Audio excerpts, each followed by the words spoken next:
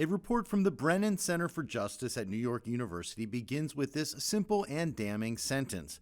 The United States criminal justice system is broken. Many experts agree.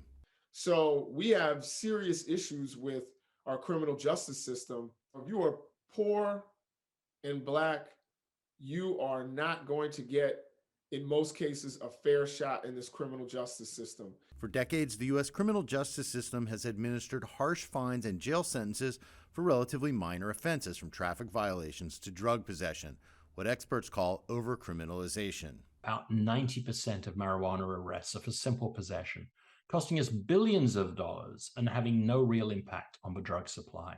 Once arrested, individuals without financial resources, especially Blacks and other racial minorities, often don't have the money to hire attorneys and are forced to rely on overworked and under-resourced government-funded public defenders. They're just not equipped to fight a case. What they're trying to do is get you a deal versus a lawyer that you can put on retainer who is going to be laser focused on trying to put on the best defense. While awaiting trial and after conviction, defendants often end up in packed and dangerous jails and prisons. Almost 2 million people in the U.S. are incarcerated on any given day. Millions more are on probation or parole. The United States has the highest rate of incarceration in the world.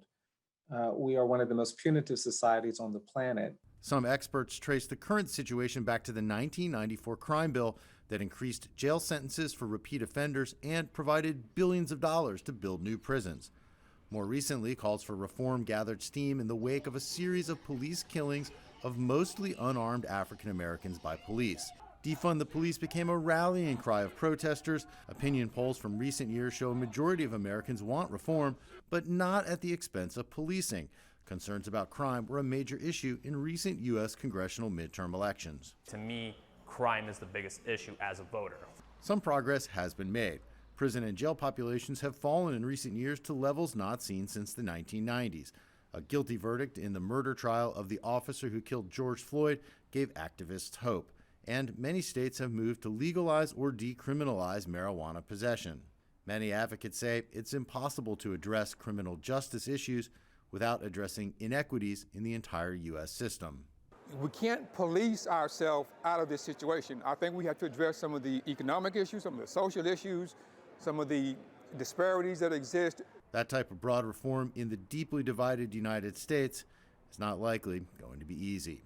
Jim Spellman, CGTN, Washington.